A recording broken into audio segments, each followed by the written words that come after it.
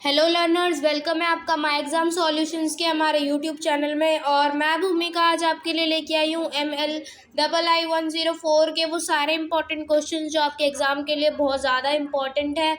अभी तक जितने भी लोग परेशान हो रहे थे कि इसके लिए कोई अच्छा सा वीडियो नहीं मिल रहा है जिसमें सारे टॉपिक्स एक बार में कवर हो जाए और सारा कंटेंट अच्छे से कवर हो, सारे इंपॉर्टेंट टॉपिक कवर हो जाए, तो वो वीडियो आपके लिए यही वाला है। इसमें सब कुछ कवर होने वाला है। जल्दी से हम शुरू करते हैं इस वीडियो को। आपका बिल्कुल भी टाइम वेस्ट नहीं करेंगे, लेकिन उससे पहले आपको क्या करना है, माई एग्ज़ाम सॉल्यूशंस के हमारे यूट्यूब चैनल पे जाना है और जल्दी से जाके आपको क्या करना है, चैनल को सब्सक्राइब करना है और बेल आइकन को भी प्रेस करना है। ठीक है, अब आते हैं अपने आज के टॉपिक पे जो है MLII-104 और हमारा कोर्स टाइटल है सूचना संचार प्रौद्योगिकी अनुप्रयोग। देखो भाई, सेंट्रिज की तरफ से हम सभी सब्जेक्ट के गैस पेपर प्रोवाइड करवाते हैं, ये बात आप लोगों को पता है। और आपको गैस पेपर लेने के लिए क्या करना है ये भी हमने आपको बता रखा है। आपको इस वाले व्हाट्सएप नंबर पे जाके हमें कांटेक्ट करना है, हम आपको जल्दी से जल्दी आपका PDF प्रोवाइड करवा देंगे। चलिए अब आते हैं हमने इस वीडियो के पहले क्वेश्चन पे। यहाँ पे आएंगे आपको DBMS के बारे में बताने कि क्या होता है। ठीक है, उसकी आवश्यकता क्या है, उद्देश्य क्या है, सारी चीज़ें आप अच्छे तरीके से बताएंगे। जैसे जैसे क्वेश्चन में स्टेप बाय स्टेप क्वेश्चन पूछा गया है वैसे ही आप क्या करेंगे, आंसर में भी स्टेप बाय स्टेप चीज़ों को लिखेंगे। पूरा आंसर देखो इसमें साफ तरीके से लिखा हुआ है आपके लिए, लाइन बाय लाइन करके।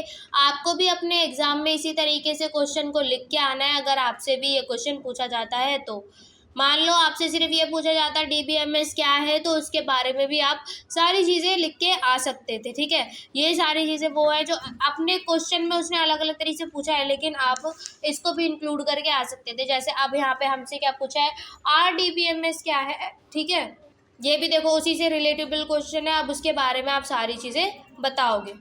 हाँ, तो देखो पूरा आंसर अब आपके सामने। अब आपको क्या करना है, इसको अच्छे तरीके से रीड करना है और सारी चीज़ों को देखो साथ में लेके चलना है। जैसे जैसे मैं इसमें कंटेंट कवर करवा रही हूँ वैसा ही कंटेंट आपको अपने माइंड में कवर करना है। और माइंड में इतना सारा देखो एकदम से तो नहीं कर पाओगे कलेक्ट इसको, कि उसको करने के लिए आपको क्या करना पड़ेगा, इसके नोट्स बनाने पड़ेंगे। देखो थोड़ा सा टाइम दे दो इस वीडियो को और अपने कंटेंट को आप फॉर श्योर सारी चीज़ों को कवर करके एकदम अच्छे से अपने एग्जाम में लिख के आ पाओगे।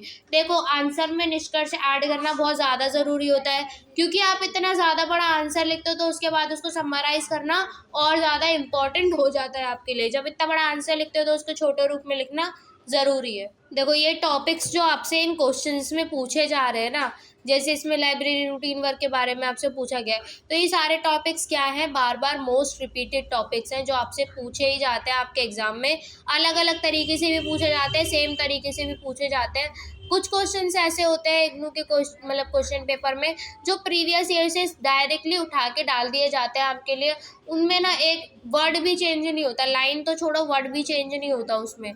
तो इन क्वेश्चंस को प्रिपेयर करना आपके लिए बहुत ज़्यादा क्या है, इम्पॉर्टेंट है। अब देखो यहाँ पे नेक्स्ट क्वेश्चन में हमसे क्या पूछा हुआ है, डिजिटल संदर्भ सेवा प्रदान करने वाली विधियों की चर्चा आपको करनी है। ठीक है, देखो जिस तरीके से इसमें पॉइंट को हाईलाइट करके लिखा है आपको भी अपने आंसर में उसी तरीके से लिख के आना है और सारे क्वेश्चंस को क्या करना है, एकदम अच्छे से अटेम्प्ट करना है। इतना कंटेंट लिख देना कि क्वेश्चन जब आपके पढ़े एग्जामिनर वो भी सोचे कि इतना कंटेंट कैसे याद था और इतनी चीज़ें कैसे लिख दी। तब आप रेफरेंस दे सकते हो कि मैंने उस वीडियो से देखा था और वहाँ पे सारी चीज़ें अच्छे से बताई हुई थी। अब देखो यहाँ पे हमसे 7 नंबर क्वेश्चन में खोज इंजन की विधि के बारे में विविध श्रेणियों के बारे में आपसे व्याख्या करने के लिए बोला गया है। देखो अब जैसे यहाँ पे हमसे नेक्स्ट क्वेश्चन में क्या बोला है, ई संसाधनों के मूल्यांकन हेतु उपयोग किए जाने वाले मापदंडों की चर्चा कीजिए। जो मापदंड होते हैं उसके लिए उनकी आपको चर्चा करनी है। सारे क्वेश्चंस को जब देखो अच्छे तरीके से कवर करोगे आपके मार्क्स तभी अच्छे आ पाएंगे। तो उसके लिए आपको क्या करना है, पूरा वीडियो ढंग से पढ़ना है, अच्छे से सारे क्वेश्चंस को कवर करना है। जितना भी कंटेंट देखो मैं इस वीडियो में दे रही हूँ, अगर आपने इसको कवर कर लिया तो फॉर श्योर आपके अच्छे नंबर आने वाले हैं, लेकिन वो तभी हो पाएगा जब आप इन सारी चीज़ों को अच्छे से करोगे कवर। यहाँ पे आएंगे देखो अपने 10 नंबर क्वेश्चन पे। इसमें हमसे मार्कअप भाषा के बारे में पूछा गया है कि मार्कअप भाषा क्या होती है और HTML इसके गुणों और दोषों के साथ विस्तृत चर्चा कीजिए। मतलब उसके बारे में अब आपको सारी चीज़ें बतानी है। सबसे पहले ये बताओगे मार्कअप लैंग्वेज होती क्या है, फिर उसके बारे में बताओगे HTML क्या होते हैं, फिर आप उसके दोष भी बताओगे, उन सारी चीज़ें बताओगे। जब आपसे एक टॉपिक पूछा जा रहा है तो उसके बारे में क्या करोगे, सारी चीज़ों को क्लियर करोगे। अब जैसे देखो इसमें क्या पूछा गया है हमसे, प्रोग्रामिंग भाषा की पीढ़ियों से आप क्या समझते हैं। प्रोग्रामिंग भाषाओं की श्रेणियों का वर्णन कीजिए। जो प्रोग्रामिंग की भाषा है उनकी जो पीढ़ियाँ हम कहते हैं तो उनके बारे में आप क्या समझते हैं, ये अब आपको बताना है कि टाइम टू टाइम कैसे वो चेंज होती रही। जैसे आप सभी जानते हो पहले बाइनरी, फिर असेंबली, हाई लेवल लैंग्वेज, ठीक है। तो ये सारी चीज़ें क्या है हमारे लिए जानना इम्पोर्टेंट है। और ये क्वेश्चन पक्का आपके एग्जाम में आने वाले हैं, तो इनको अभी से पक्के से प्रिपेयर करके चलो, ताकि बाद में आपका कुछ भी रह नहीं जाना चाहिए, ठीक है। सारे कंटेंट आपका कवर होना चाहिए। बाकी ये था हमारा इस वीडियो का लास्ट क्वेश्चन। अब मैं मिलूंगी आपसे नेक्स्ट वीडियो में। तब तक के लिए आपको क्या करना है, आपको इस वीडियो को लाइक करना है, कमेंट सेक्शन में बताना है ये वीडियो कैसा लगा और नेक्स्ट वीडियो आपको किस टॉपिक पर चाहिए। और उससे पहले आप क्या कर सकते हो, आप जाके हमारी वेबसाइट पे विजिट कर सकते हो। ये रही हमारी वेबसाइट की लिंक आपके लिए डिस्क्रिप्शन में दे रखी है।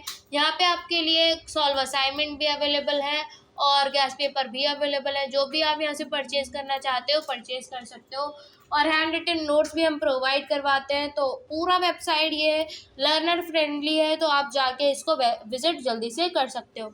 और हमें इंस्टाग्राम पे भी फॉलो कर लेना, जैसे मैंने अभी बताया सारे लिंक आपके लिए डिस्क्रिप्शन में अवेलेबल है। और हमारा टेलीग्राम चैनल भी ज्वाइन कर लीजिए, ताकि आपको सारी चीज़ें टाइम टू टाइम अपडेट होती रहे। इग्नू में काफ़ी बार बहुत सारे अपडेट्स आते हैं, वो असाइनमेंट सबमिशन डेट से रिलेटेड हो, आपके एग्ज़ाम फॉर्म से रिलेटेड हो, सारी चीज़ों में अपडेट्स आते रहते हैं। तो वो आपको उसके लिए अप टू डेट रहना चाहिए। उसके लिए आपको क्या करना है, हमारा टेलीग्राम चैनल ज्वाइन करना है।